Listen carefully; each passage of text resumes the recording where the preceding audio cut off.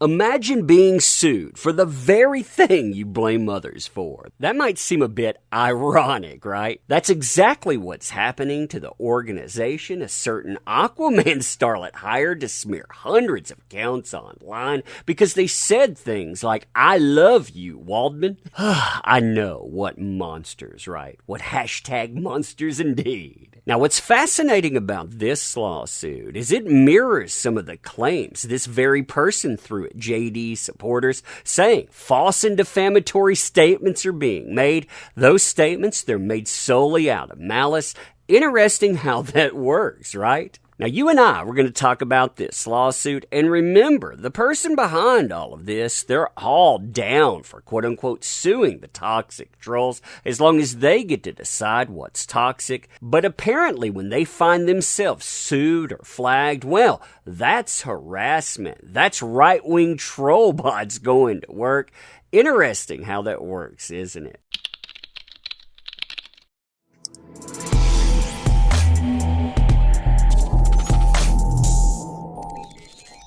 Oh man, so hey there to all you fine folks on this fine day, by the way. I hope you're doing excellently. And just to be clear, before we go into the new lawsuit, we're talking about organization of one, mind you, that was hired by a certain Aquaman starlet's legal team, Kaplan, Hecker, and Fink, to go out and to tar and feather people as quote-unquote inauthentic accounts and ones that are spreading hate and on. Now, that led to some of the strangest and funniest accusations coming out of that certain Aquaman starlet's camp that I have seen so far. It took aim at hundreds and hundreds of people online by tracking their activity. You mentioned that certain person, they tracked you during that certain timeline, and they only found 13 unauthentic accounts, but hey, they took aim at hundreds of other people saying, you too, you needed to be examined. Now, what this organization and that Aquaman starlet attempted there, it was shut down and utterly, by the way,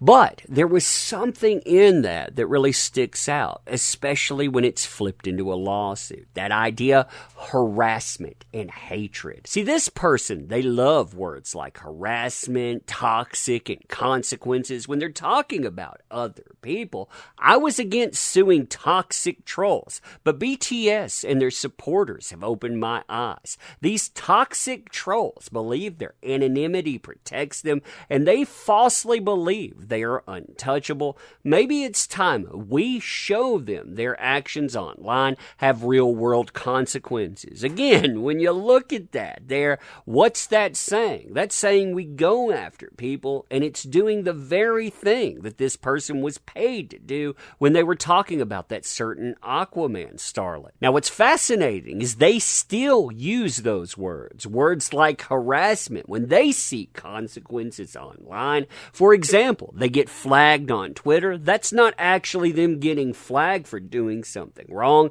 Nope. That's right-wing trollbot. And they say the exact same thing about this litigation. Now, I want to be very clear about something. I am in no way, shape, or form saying that this person is guilty of anything. That would be for the judge or the judicial system to decide. What I'm saying is, when this person is paid by someone else, the very things that they say aren't harassment, they suddenly become harassment. Talk about something online, that's harassment. Talk about guilt or innocence, that's harassment and hate. It's interesting how that works, right? Now, as far as the nature of the action, and just to note, the person bringing this is bringing it pro se, they're bringing this up themselves, but these are the claims that they're making. Number one, this civil action is for defamation, libel, tortious interference, and conspiracy to defame under federal, state, and or common law. Defendants deliberately and repeatedly published statements they knew to be false with the sole intent of harming plaintiff. Defendants' statements were published to third parties, publicly posted under Twitter and elsewhere, and widely publicized with the sole intent of damaging plaintiff. And defendants conspired to damage plaintiff's business and reputation and to publish false accusations of heinous crimes that rise to the level of defamation defamation per se. Now, the factual background here, it accuses this organization as being a harasser for hire while pretending they are anything but. Quote, the defendant, I'm going to call them CB, is the founder and CEO of Bot Sentinel Inc. BotSentinel.com, they described the following. In 2018, CB launched Bot Sentinel to fight disinformation and targeted harassment. We believe Twitter users should be able to engage in healthy online discourse without inauthentic accounts, toxic trolls, foreign countries, and organized groups manipulating the conversation.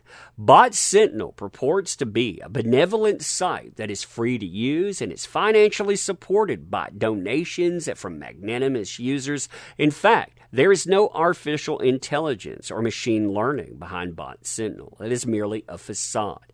Bot Sentinel is a money-raising scam intended to build CB's credibility while it hides his true purpose to defame and attack users on Twitter he or his clients dislike. CB uses techniques he claims to monitor on Twitter to attack users and launch vicious, personally damaging harassment, defamation, and reputation destruction campaigns.